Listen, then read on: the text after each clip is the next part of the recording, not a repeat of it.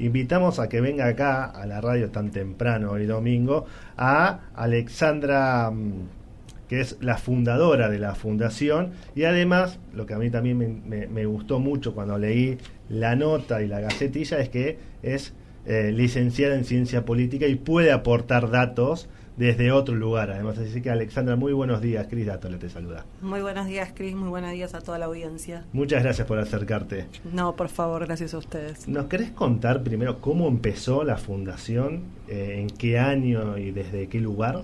Bueno, básicamente la historia de la fundación es con mi coequiper, Eugenia Esconfianza, también politóloga. Las dos somos las cofundadoras. Esto fue una investigación de una maestría, de una especialización. Un poco tiene que ver con la base de nuestra historia, ambas por la edad, hijas de los 90, ¿no? Con padres que, si bien tenían ciertos recursos, pasaron por un periodo de falta de empleo. Nos quedó muy marcado lo que implica, ¿no? la falta de trabajo en los hogares.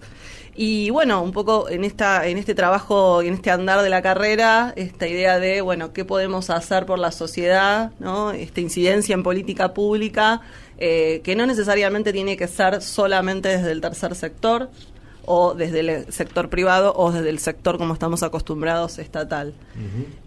Así que, bueno, los primeros caminos fueron por el 2016-2017, donde nosotras dos nos acercábamos a distintos hogares. Trabajábamos sobre todo con mayores de 40 hombres que de alguna manera en parte de la entrevista todos indicaban que el principal problema que ellos tenían era la falta de trabajo, y ahí encontramos un montón de limitantes que uno a veces da por dadas, y que entre ellas el no tener una dirección fija, el no conocer cómo buscar empleo. Bueno, hoy en la actualidad la cuestión tecnológica, tener un celular adecuado, dinero en la SUBE para poder ir a una entrevista. Si tenés algún conocimiento de oficios, las herramientas, porque te las robaron o las perdiste o no las podés tener, entonces tampoco podés empezar tus trabajos.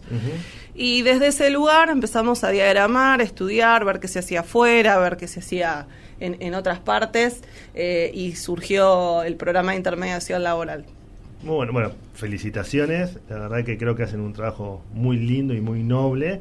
Y a veces uno, cuando escucha por los medios también o debatiendo, está como muy instalada la frase, que yo estoy más en las antípodas de esa, de que en Argentina a las personas que no les gusta trabajar, viste, que está como muy a flor de, a la punta de la lengua, y ahí se genera ya el debate cuando estoy yo presente, porque no sé si están así.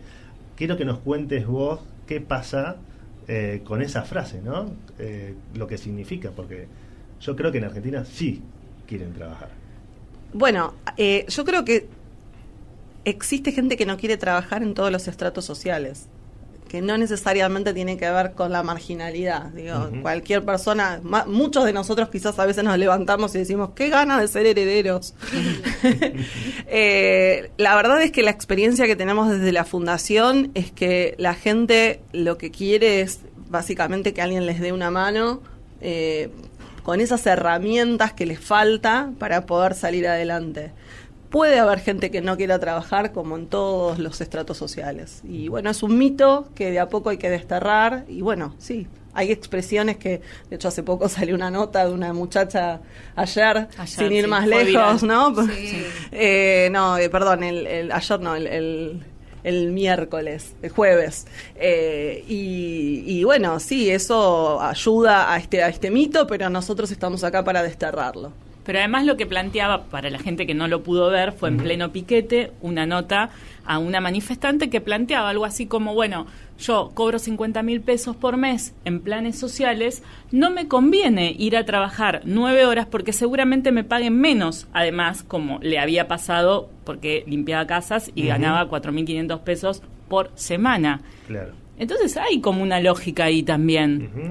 Sí, hay una lógica un poquito más profunda también de pensar cómo desde la política de la gestión estatal, entendiendo un poco que los planes y subsidios son necesarios para la indigencia, bueno, cómo hacer ese traspaso, ¿no?, hacia la inclusión. Exacto. Y quizás que no sean excluyentes, ¿no? También ese es todo un tema, cuando los planes son excluyentes entre el trabajo esto es una opinión mía personal, alejada de la fundación, y que no tiene que ver con la realidad que nos encontramos, pero bueno, cuando uno piensa en esta cuestión, a veces hasta tiene cierta racionalidad, ¿no? Si yo tengo hijos y tengo que salir a trabajar y tengo que pagar a alguien o encontrar un espacio donde cuidar a mis hijos, quizás sea muy complicado, ¿no? Poder sostener el empleo y, bueno, ante la duda de una estabilidad, digamos, entendiendo que el mercado laboral es muy inestable, la coyuntura nacional e internacional, bueno, toman una decisión de es una racional. Una decisión es lógica, claro. Es puramente racional lo que creemos, que capaz que el Estado tendría que ayudar, pero no que compita con ir a trabajar. Por eso hablé desde lo politólogo y lejos de la fundación, ¿no? Esta cuestión de quizás en algún momento habría que repensar la cuestión de los planes o de los subsidios que son absolutamente necesarios en términos de contención y en términos de la realidad en la que vivimos, que no tiene que ver incluso con la población con la que estamos, porque la población con la que nosotros nos encontramos es población que en general no tiene hijos chiquitos, con lo cual no recibe ni siquiera una UH, tampoco está en edad de jubilarse, o no está en el margen de los 18 a los 23 años, entonces tampoco tiene planes de trabajo para la inclusión, entonces son segmentos distintos y realidades muy distintas. Sí, y además, bueno, y ahora ya metiéndonos en la realidad del día a día, me gustaría saber cómo es, porque me imagino que debe ser duro enfrentar todos los días a personas, no sé, como vos decías, tienen 40, 45 años, les cuesta insertarse en el mundo laboral, pero tienen ganas. Mira, lo principal es de alguna manera transmitirles esta cuestión de que existe alguien que tiene ganas de apoyarlo de manera integral y sin ningún interés personal. Digo, pues, se está lleno de bolsas de empleos que les cobran, hay un montón de situaciones que se dan que, bueno, cuando encuentran una organización como la nuestra, se sorprenden, pero que una vez que alguien les da ese apoyo y les garantiza esa mano, como digo yo, para subirse a la lona, el cambio y el impacto que ves en la persona, incluso hasta cuando les das ropa para una entrevista. O sea, yo te puedo presentar fotos de muchachos que de repente vinieron con su ropa diaria y les pusimos un ambo y les sacás la foto y están derechos, sonrientes, digo, ¿no? Entonces hay una cuestión de pensar en el futuro, una palabra muy difícil en la situación en la que están, y desde la fundación un poco se trata de trabajar en lo positivo. Siempre el mensaje de la fundación es positivo. Me imagino también que además de la contención que dan, tienen también que aportarle mucha psicología, ¿no? Mucha pedagogía, porque me imagino una persona, no sé, 40 años, sin trabajo, que tiene que mantener a su familia o mantenerse él, y está desanimado, está triste, está angustiado, y contar con ese apoyo me parece que además los ayuda un montón. Como vos decías, le hace el AMO, se van contentos a la entrevista. El desaliento es altísimo. De hecho, en las estadísticas en términos de empleo, es una estadística que casi no se cuenta, y es la cantidad de personas que no buscan empleo porque creen a priori que no van a conseguir. Claro. La verdad que se estima, porque obviamente no tenemos números reales, que es casi tan parecido al número de desempleo en porcentuales. Pero lo cierto es que lo importante es que uno le trate de transmitir la vacante, ayudar, o sea, hacer ese puente, ¿no? Que los acerque a la línea de un potencial trabajo, ¿no? A veces hay personas que hace años que no van a una entrevista laboral. Y de repente que uno les dé esa oportunidad, porque vuelvo a insistir, no saben cómo buscar trabajo, no tienen un CV adecuado, no saben qué contestar o qué no contestar en una entrevista, la ropa, la plata. Digo, vos si llegás muy temprano a una entrevista o si llegás muy tarde a una entrevista, las dos cosas están mal vistas, y a veces tiene que ver con que la persona caminó para llegar a ese espacio. Claro. Obviamente, si es una persona de oficios, ¿qué haces? Necesitas que tenga un celular, necesitas mandarle un WhatsApp mínimamente. Si no tiene celular, no tiene crédito, aquí más marginado está. Lo vas a controlar. Tenemos, por ejemplo, un programa de acompañamiento reforzado. Hoy hay dos personas nuevas que ingresaron. A medida que vamos consiguiendo el empleo, el acompañamiento reforzado es reducido y vamos sumando gente. Uh-huh. Y bueno, uno es el caso de un muchacho que tiene mucha experiencia, pero que no le dan empleo porque vive en un hogar y no tiene una dirección. Ah, mirá. O, por ejemplo, en el caso, esto se da mucho el caso de seguridad, ¿no? Claro, empresas de seguridad. Cuando no tienen para hacerle el socioambiental, digamos, porque viven en un hogar o un parador, directamente ya son dejados afuera de la posibilidad de la entrevista. Sabes que yo te quería preguntar justo por eso, ¿no? ¿Cómo es un poco ese contacto con las empresas? Porque también se conoció hace poco que se iba a empezar a instalar, por lo menos en la capital, esta idea del currículum ciego, donde supuestamente algunos antecedentes o dirección y hasta inclusive la foto no iban a ser como centralizados ni tenidos en cuenta como en un primer momento. ¿Esto es así o...?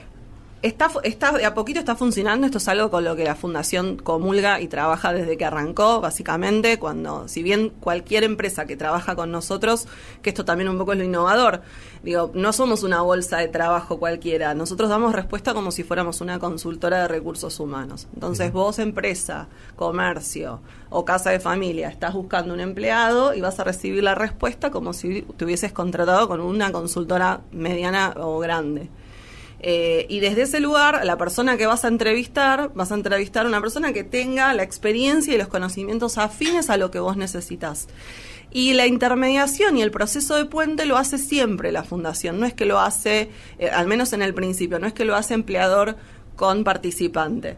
Esto lo que les permite es esto: yo les puedo brindar los datos de la persona, decirle, por ejemplo, un rango etario, no la edad, les puedo decir en qué zona viven, pero no exactamente la dirección, les puedo hablar de los hobbies, ¿no? Y de cuestiones por ahí más de habilidades blandas, les puedo hablar de sus experiencias y de referencias que nosotros previamente pudimos corroborar y de alguna manera respaldamos. Entonces esto no los discrimina a la hora de entrevistarlos.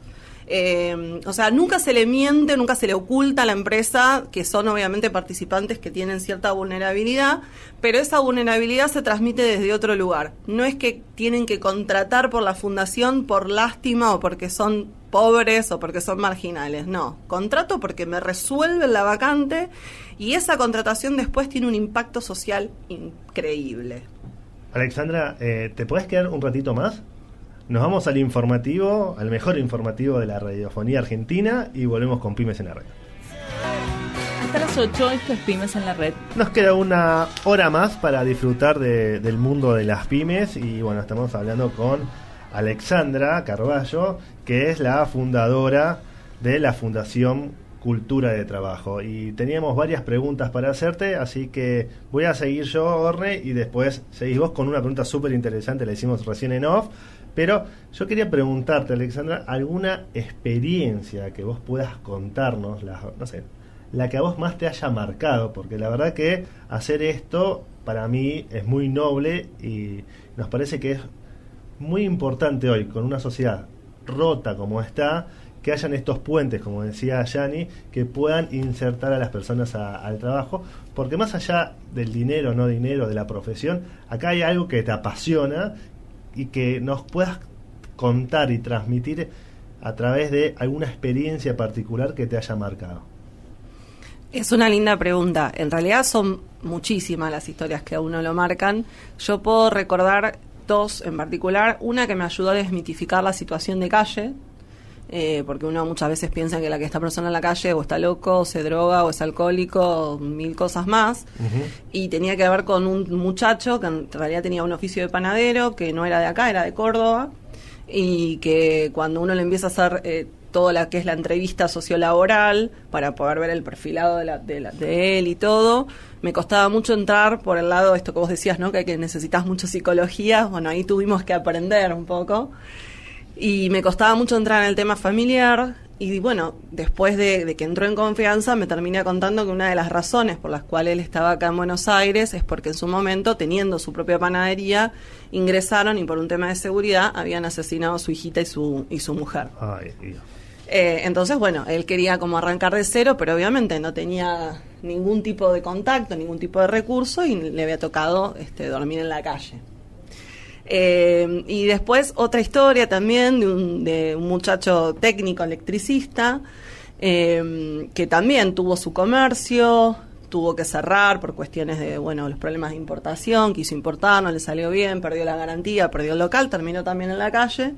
Y bueno, gracias a la fundación empezó a hacer su rueda de trabajo y hoy, por ejemplo, actualmente está trabajando como auditor para una empresa de seguros en cuestiones de incendios, ¿no? Qué lindo. Y bueno, lo mismo pasa con las mujeres. Muchas mujeres también con algún tipo de historia de víctima de violencia de género que les permite salir de sus espacios violentos y que pueden empezar a trabajar y armar su proyecto de vida. Otra muchacha que está estudiando actualmente sociología en la universidad con sus 2 hijitas. O sea, hay muchas historias fuertes, lindas. Sí, pero lo importante que la pudo dar vuelta, ¿no? Es que no te define tu pasado, te define lo que uno quiere y la verdad que lo que ellos necesitan es alguien que crea en ellos. Qué bien. Claro. Alexandra, yo te pregunto, me quedó picando el tema de los planes y como contratista del lado que busca gente, creo que es una desventaja, pasa y escucho mucho que dicen, no, yo no quiero porque estoy con el plan y si me pones en blanco no voy a poder seguir teniéndolo, entonces ponen a los que quieren contratar entre la espada y la pared. ¿Qué hacen con respecto a esto? ¿Cómo tejen esa unión? Bueno, esto es una realidad y es un poco lo que hablaba al principio desde lo personal y no desde la fundación, ¿no? Respecto a que hay que pensar cómo se va a trabajar algunas cuestiones de la seguridad social. Sí. Ahí hay un trabajo muy de hormiga, de tratar de concientizar, de desmitificar, porque a veces hay mucha información errónea que anda dando vueltas y que obviamente las personas más marginales, sobre todo en lo que tiene que ver con cuestiones financieras, están más desinformadas. Uh-huh. Y en tercer lugar, la verdad es que son los menos por ahí los que se me niegan. ¿Por qué? Porque la mayoría quiere salir adelante de manera... por su propio esfuerzo, ¿no? Por algo se llama cultura de trabajo también un poco a la fundación. Todavía está, todavía existe. La verdad es que hay que dar una mano, hay que creer en el otro y no hay que de alguna manera pensar que la pobreza es una realidad que no podemos cambiar, ¿no? Esa es, al menos, visibilizar lo invisible y trabajar por aquellos que sí quieren salir adelante. Bien. Y, Ale, ¿cómo hacen para las empresas, porque ustedes viven también de donaciones, me imagino, cómo hacen para poder donar? No importa, pueden ser de cualquier cosa, dinero, me imagino uniforme, debe haber calzado de seguridad, me imagino que hay herramientas. Exacto, sí, digamos, pueden, si quieren conocer la fundación, pueden entrar a nuestro sitio web culturadetrabajo.org.ar. Invitamos a todas las empresas, pymes, comercios a involucrarse, a pensar en la fundación como una manera de contratar personal. Si necesitan donar, si tienen, por ejemplo, uniformes, como vos decís, herramientas, pueden ser también con un bono contribución. Todo es deducible de ganancias. La fundación tiene todos sus papeles en orden, con lo cual también eso es un plus en términos comerciales. Así que bueno, la verdad que les súper agradezco este espacio para contar sobre el trabajo que hacemos. No, por favor, gracias a vos por acercarte acá a la radio. Es un honor tenerte. Me parece que lo que haces ayuda mucho a la sociedad y dar esos ejemplos creo que motivan a que se contagien más personas a ayudar y a incluir. Sí, somos más de 80 voluntarios en la fundación, así que no es algo que hagamos solos, sino gracias al trabajo de voluntariado, que también obviamente invitamos a cualquiera que esté escuchando y quiera sumarse a la fundación, son más que bienvenidos. ¿Me repetís la web? culturadetrabajo.org.ar o nuestras redes sociales @culturadetrabajo. Muchísimas gracias, Alejandro, por acercarte hoy Gracias. Domingo encima.